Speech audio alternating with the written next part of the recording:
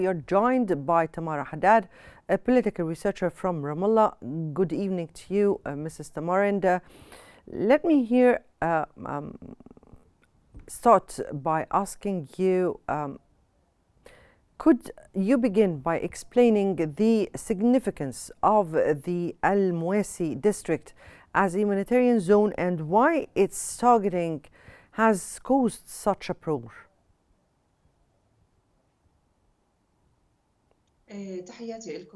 Greetings to you and to your channel. In fact, there has been more than one objective Israel wanted to achieve over the previous weeks. And it's about the intensification of the attacks in the middle zone of Gaza, because there has been some news leaking from Israel saying that Hamas is reorganizing itself in three particular areas in Qnews and Mawasi and Deir al-Balah. And there were some news in Israel saying that there are some 9,000 people from Hamas ready to combat, as well as others. So Israel decided to hit hard on these areas where these people are supposed to be there. The one that are harmed most were the women and children, especially in the Mawasi neighborhood, which is to the west of Qnews. This area is supposed to be a safe place for many people, many Palestinians who were displaced from the north of Gaza Strip and even from the south.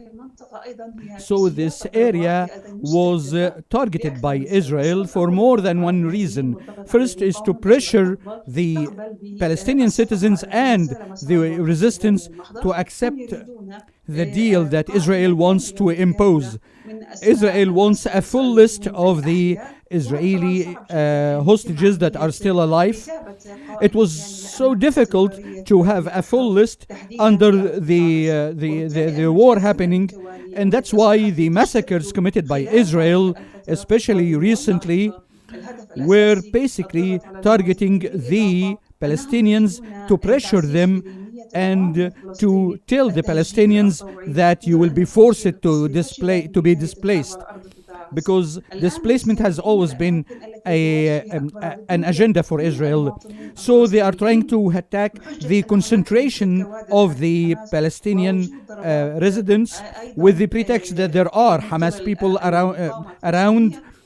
And this is actually getting Israel to use this pretext to attack the Palestinians and say there are fighters within them.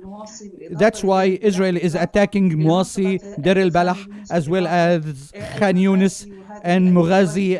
And in that place, there is 2,100,000 Palestinians in this area.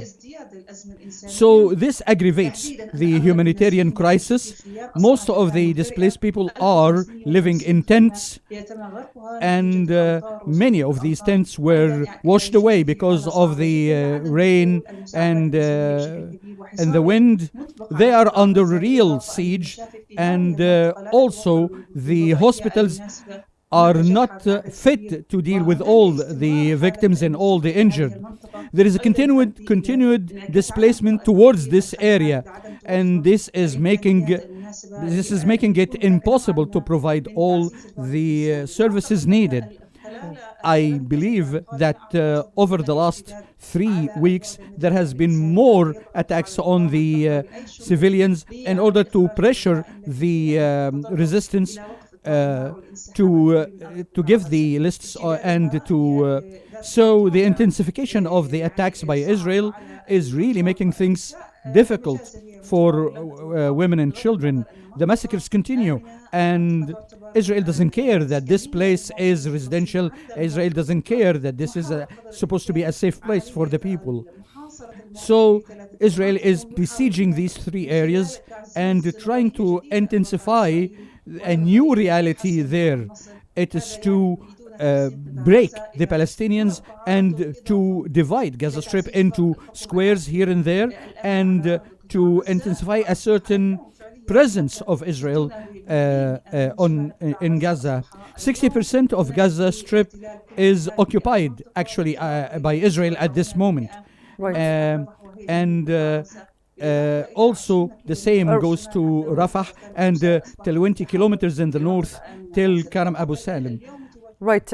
We thank you so much, Mrs. Hadad, for shedding light on the devastating humanitarian and political consequences of the ongoing violence and Israeli aggression on Gaza.